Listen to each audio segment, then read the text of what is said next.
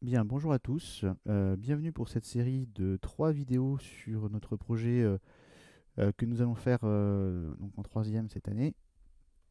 Alors, ce projet, je vais commencer par d'abord une vidéo de présentation du logiciel Audacity que j'avais déjà fait en cours, mais que je vais refaire ici, on va dire un peu plus posé, tranquille, pour qu'on revienne sur des points importants.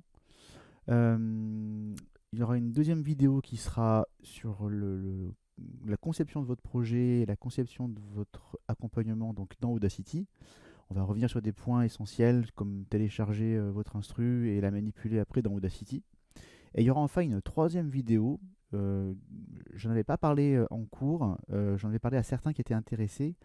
Euh, Chez certains qui avaient des problèmes justement pour trouver leur instru et qui ne se retrouvait donc qu'avec la version originale, avec la voix du chanteur ou de la chanteuse, et il voulait trouver un moyen pour enlever la voix. Donc il existe un moyen d'enlever la voix dans Audacity, c'est un moyen qui est très rudimentaire, qui n'est pas très qualitatif, mais on va dire que ça fonctionne. Donc je vais vous montrer un petit peu cet outil.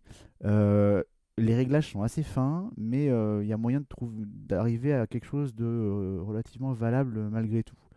Ça dépend énormément de l'instru que vous aurez trouvé quand même. Donc bon, on verra ça plus tard.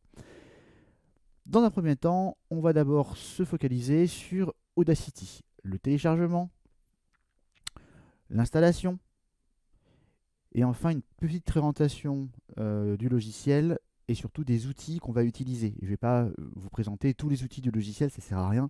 On va aller à l'essentiel, c'est-à-dire les outils les plus importants dont vous aurez besoin pour votre projet. Bien, on va déjà commencer par trouver Audacity sur le net. Pour ça, c'est très simple, hein. Je vais faire exactement les mêmes manipulations que vous. Comme ça, si vous avez des problèmes, bah, vous pourrez refaire exactement ce que j'ai fait. Alors, on ouvre une fenêtre de votre navigateur. Donc dans Google, vous tapez simplement Audacity. On va prendre le premier résultat de la liste. En général, c'est celui-là que vous allez trouver à tous les coups. En tout cas, en prenant le même moteur de recherche que moi qui est Google, vous allez tomber sur ce site-là. Vous cliquez sur le lien, vous arrivez sur une page audacity.fr. Là, c'est très simple. Vous voyez qu'il y a des liens de téléchargement qui sont en dessous. Vous pouvez choisir votre système d'exploitation. Si vous avez Windows, vous cliquez sur Windows. Si vous avez un Mac, vous cliquez sur Mac. Et si vous avez Linux, vous cliquez sur Linux. Nous, pour le moment, on va dire que la plupart d'entre vous va se trouver sur Windows. Alors, une petite chose, on va pas parler ici du travail sur smartphone. Je sais qu'il est possible de le faire sur smartphone. Certains élèves m'ont montré qu'il y avait des applications qui étaient faisables. Je ne vais pas rentrer dans ce domaine-là parce que je trouve que la manipulation de bande son ou comment dire, de faire des manipulations sur téléphone portable, je trouve ça pas du tout aisé en fait et pas du tout précis. Donc je vais me concentrer uniquement sur les versions Windows et sur le travail sur ordinateur. C'est parti, on clique sur Windows, une page s'ouvre, mais vous inquiétez pas, vous laissez faire, c'est une page de téléchargement. Le téléchargement a commencé tout seul, vous voyez ici. Donc aucun problème, on attend que ça se télécharge complètement, ça fait 28 mégas, c'est pas très lourd.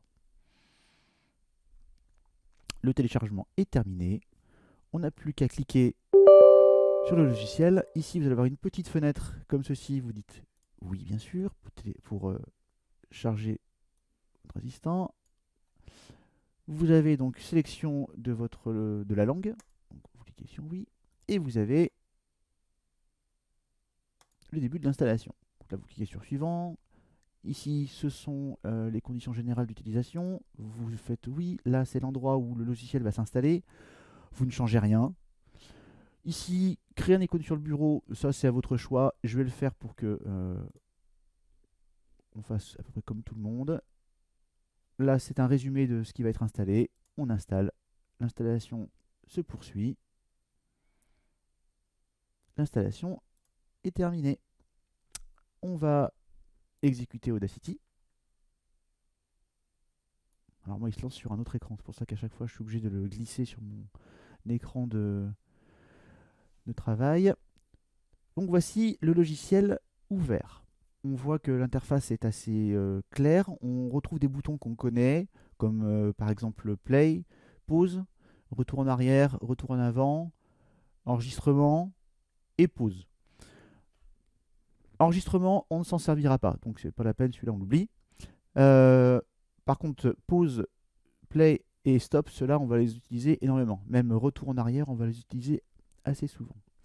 Alors, pour faire ma démonstration, je vais prendre un fichier son totalement au hasard. Je ne vais pas chercher quelque chose de particulier. On va prendre ceci, c'est la première chose qui me vient. Voilà, une œuvre de musique classique.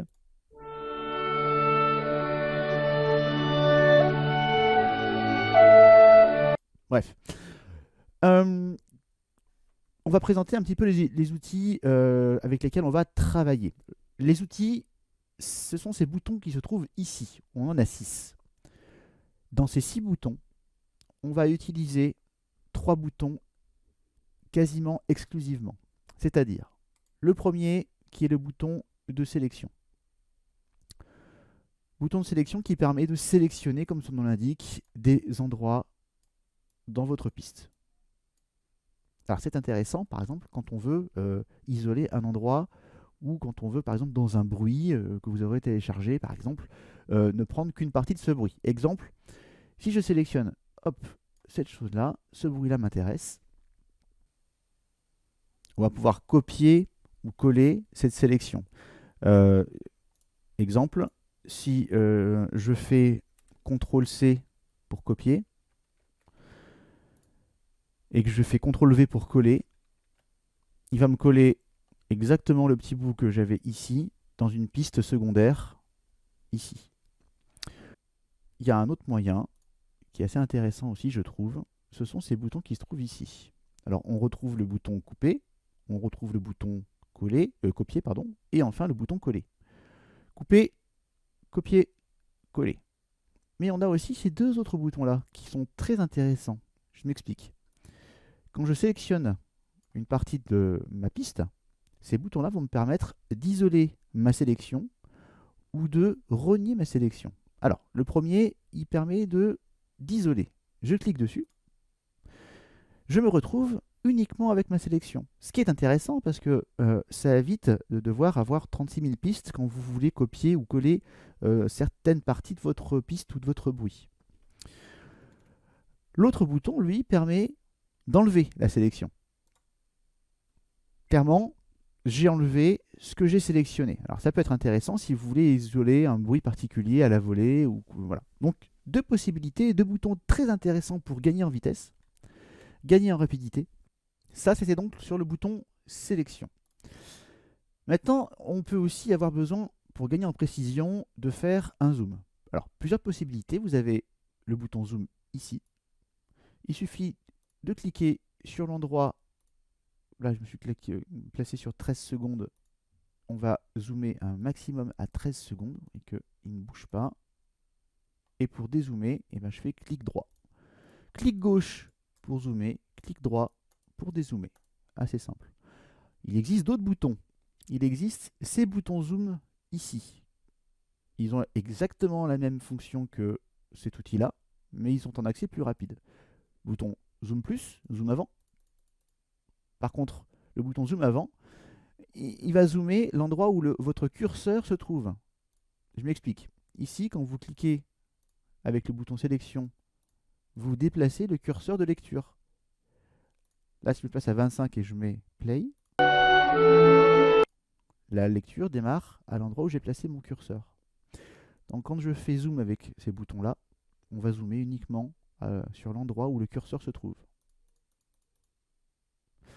Dézoomer. Et enfin, nous avons des boutons intéressants dans le sens où on va pouvoir ajuster le zoom à la sélection que nous aurons faite. Exemple, si je fais sélection sur cette zone-là et que j'appuie sur ce bouton zoom de sélection, on va se retrouver avec ma sélection zoomée. Donc, ce qui est très pratique quand vous voulez affiner des réglages ou aller manipuler une zone particulière de votre bruit ou de votre instru. Le bouton à côté va dézoomer pour retrouver la largeur complète de votre piste. Et enfin, un zoom de basculement. On s'en servira pas tellement celui-là. Zoom plus au niveau du curseur, zoom moins au niveau du curseur, zoom de sélection, dézoom sur le projet global.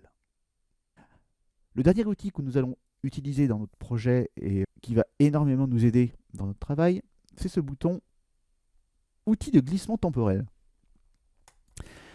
Cet outil de glissement temporel, il va nous permettre de pouvoir faire glisser une sélection que nous aurons faite ultérieurement. Alors, je m'explique. Je vais reprendre le cas où nous avons, alors je vais me mettre en zoom global, nous avons une piste son et nous voulons ajouter des bruits à l'intérieur de cette piste. Donc très très simple.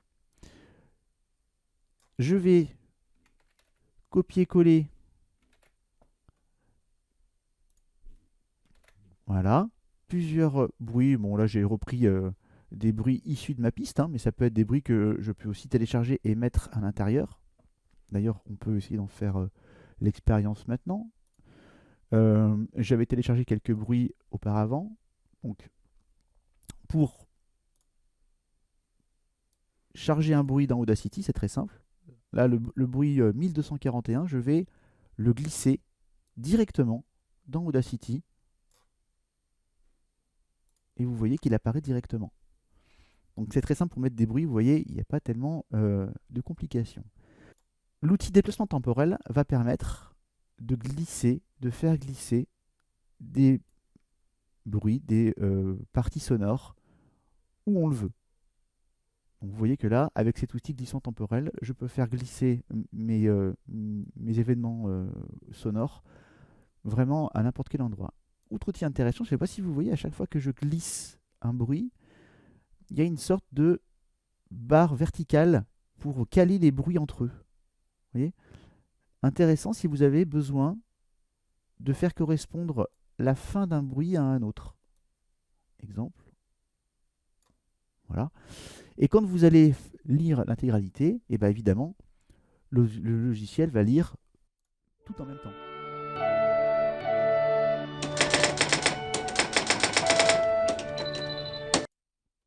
Donc vous voyez, on a glissé des bruits, on a zoomé sur certaines parties, on a sélectionné d'autres.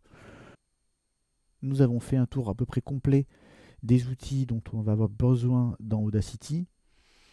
Évidemment, il en reste encore un certain nombre, mais qu'on n'utilisera pas vraiment pour notre travail. Donc concentrez-vous sur les outils que j'ai pu présenter dans cette petite vidéo.